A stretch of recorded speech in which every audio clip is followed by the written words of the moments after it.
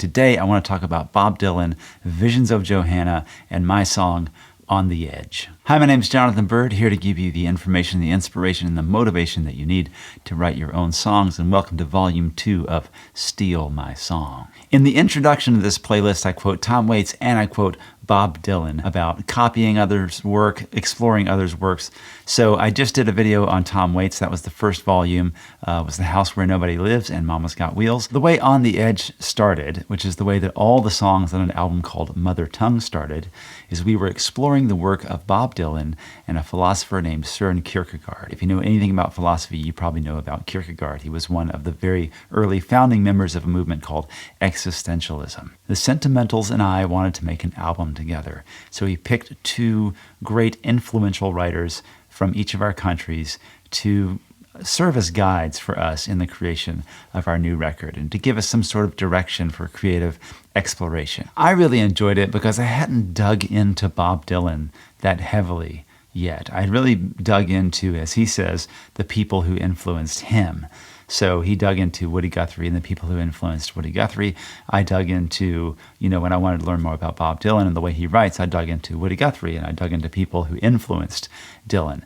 So this was my chance to explore Bob Dylan directly. I encourage you, if you're a fan or even if you're not a fan, to explore the writing of Bob Dylan through his website, bobdylan.com. There's an alphabetized, incredibly well-organized catalog of all of his lyrics.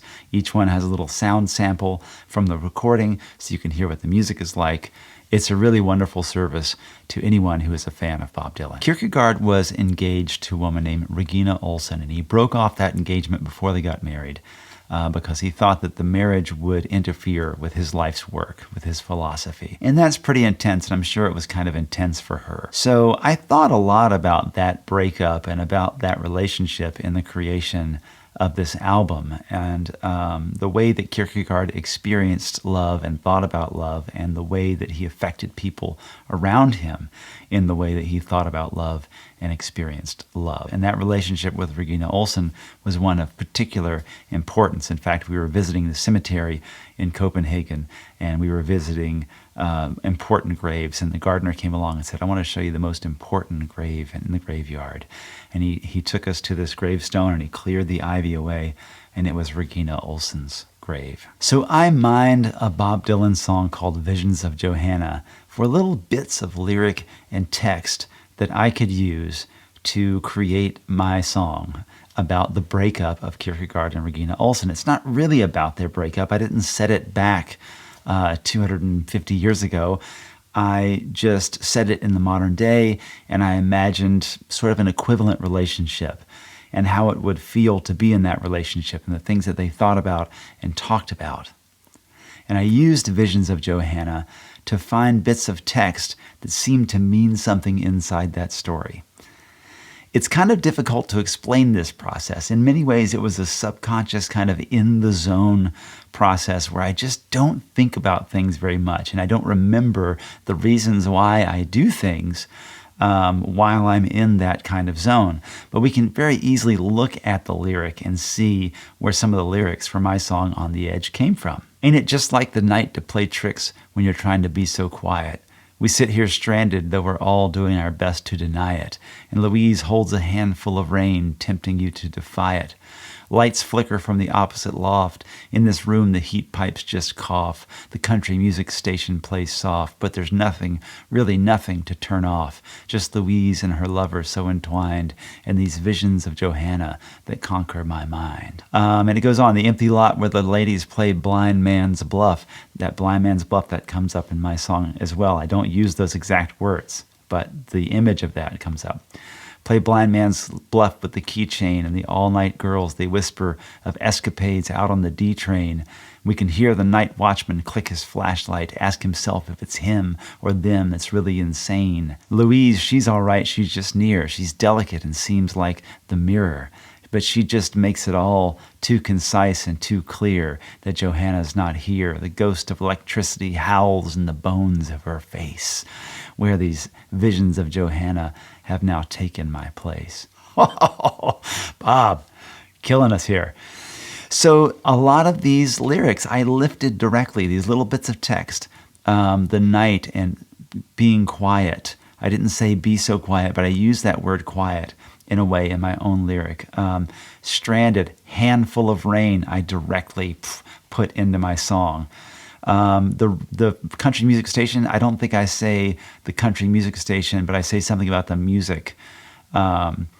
And Blind Man's Bluff comes up, the mirror comes up and clear, the mirror and clear comes up. Then it stops. By then I had started rolling on my own song in my own voice, and I could hear my own story happening in my head, and I relied on these lyrics less and less as a mine, like full of ore that I could mine for my own lyrics. Another thing that I did with my song On the Edge is something that Bob Dylan doesn't necessarily do in this song. He does it a little bit, but he definitely does in other songs where the length of verses can vary. He might throw a second or a third or a fourth rhyme in at the end of a verse and just continue the chord change somehow to extend that verse.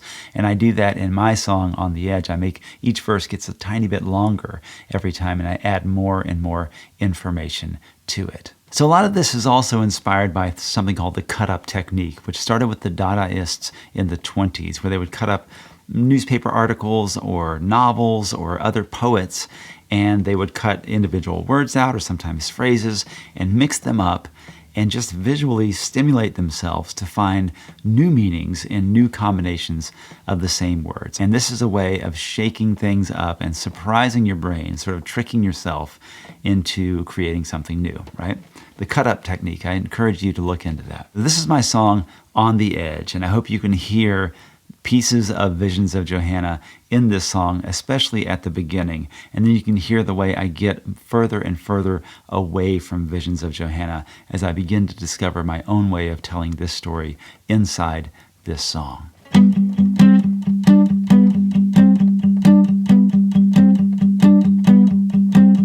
It's quiet, we're stranded by a handful of rain.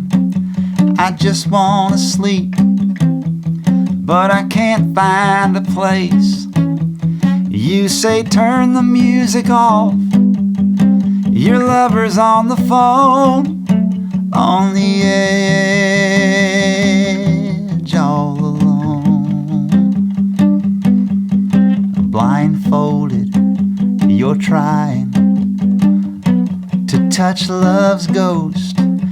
It whispers, you hear it, and the spirit's so close. The janitor walks by and talks to the trash. Well, his conscience is clear, his world is a mirror. You can't be alone for fear of your reflection all around. On the edge, looking down. So little, so serious, delirious you.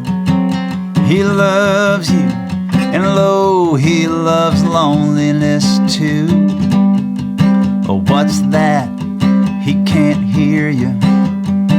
You're breaking up again. Well, he's down in a tunnel, and he can't see the end. Oh, the battery's dead. Yeah, the needle's in the red.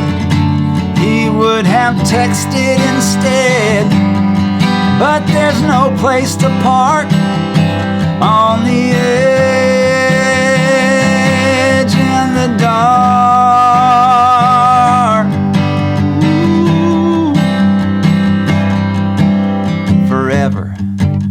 Is murder.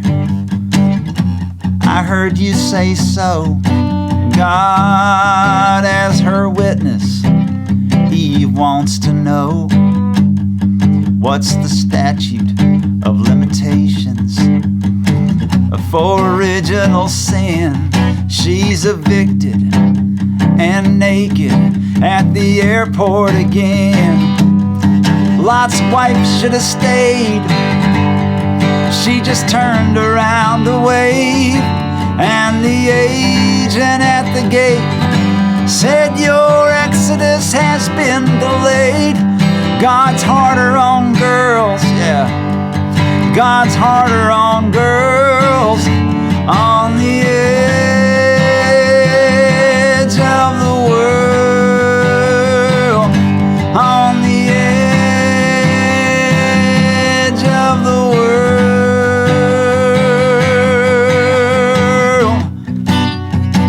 Ooh.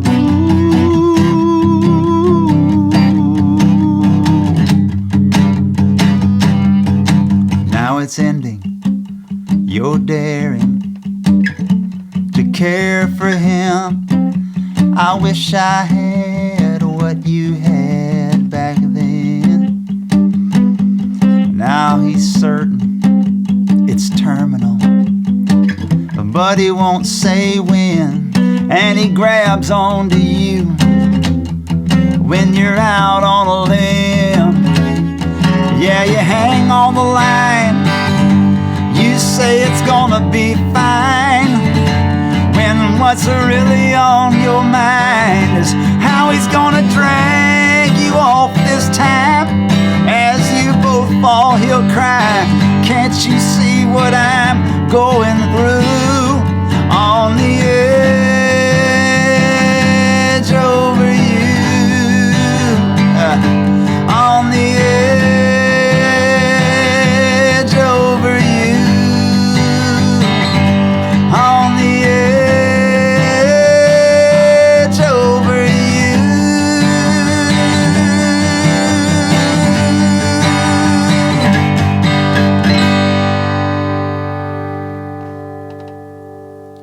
Well, I hope you enjoyed that. If I hadn't never done that exercise, I would have never discovered one of my favorite lines I've ever written, which is, God's harder on girls. I liked it so much I had to say it twice. God's harder on girls. And that feels like a beautiful piece of summarized truth that I discovered through this process that I never would have discovered if I'd been very precious about stealing someone's song. And I hope this emboldens you to do the same, to explore other people's work and to use it to create your own original work. Remember to like the video, subscribe to the channel, click the bell for notifications so you never miss the chance to get the information, the inspiration, and the motivation that you need to write your own songs. You can support this channel on Patreon at patreon.com/JonathanByrdMusic. And thanks so much to all my patrons. All right, bye-bye.